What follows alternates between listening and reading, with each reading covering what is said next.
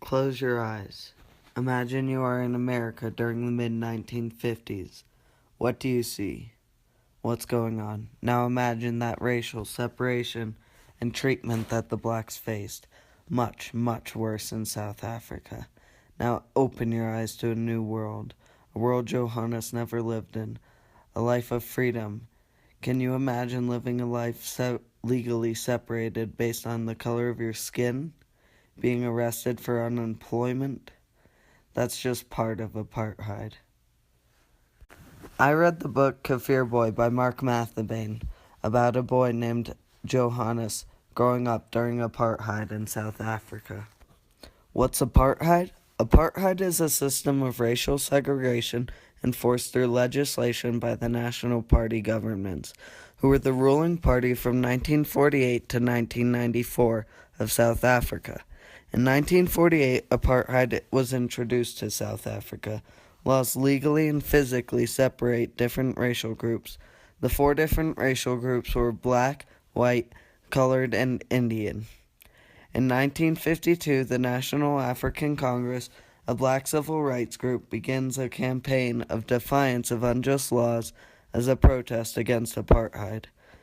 Nelson Mandela was one of its leaders who helped end apartheid in 1994. Johannes is a young black boy growing up in a tough time in South Africa. Apartheid. Let alone he has to raise his brother and sister practically on his own after his father's arrest. His father was arrested one day at a bus stop for being unemployed. After weeks with no return, his mother began to fall off the wagon, wasting what low money they had on booze and sleeping around. It was as if she forgot she had children of her own to take care of.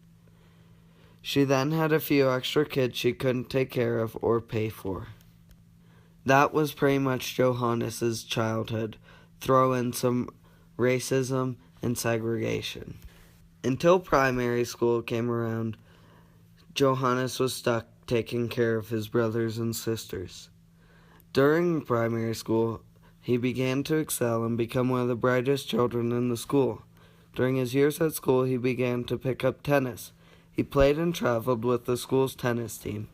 In the last year of primary school, he earned some scholarships that would allow him to attend secondary school, a very rare occurrence in South Africa, especially for a black boy. His opportunity to attend secondary school was therefore let him to continue his tennis career in hopes of going to school in America one day for a tennis scholarship. As Johannes began to play more and more at the tennis farm with his new white friends, he began to love the sport even more than he already had. In my opinion, the love of the sport is not purely what drove him to continue play, but the thought or idea of getting out. I think that the idea of getting out of South Africa, or even just getting away from the racial segregation for a little while, that's what drove him to continue to play and improve. Because this book was based primarily on race, the critical race theory represented it very well. Critical race theory is a theoretical framework in the social sciences focused upon the application of critical theory, a critical examination of society and culture to the intersection of race, law, and power. The book takes place during apartheid, which is a system of racial segregation. Here are some quotes that represent the critical race theory well. Can the world change a person?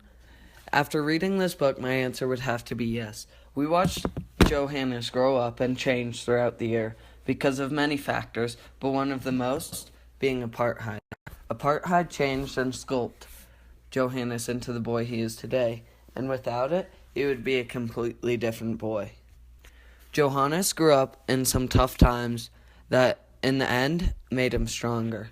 Here's some quotes that show this. The book Kaffir Boy reminds me of the book Anthem. Equality 72521 and Johannes are very similar in a way. They both have setbacks and are pretty much told what they can do based on who they are. Because Equality 72521 is a street sweeper, he doesn't get to do what he wants in an event. Because Johannes is black, it doesn't give him all the opportunities to play tennis that he wants. But because of these setbacks, both have to overcome them, and they do so very well. Here are some quotes from the books that represent these connections. Life is hard. It was even harder for Johannes. Even though Johannes had a very tough life, because of his bravery and strength and will to never give up, he was able to achieve his dreams. He eventually was able to achieve his dreams of going to America on a tennis scholarship. He attended Limestone College in South Carolina on a full-ride scholarship. His story was remarkable, because even though all the hardships he faced, he persevered and achieved all of his dreams.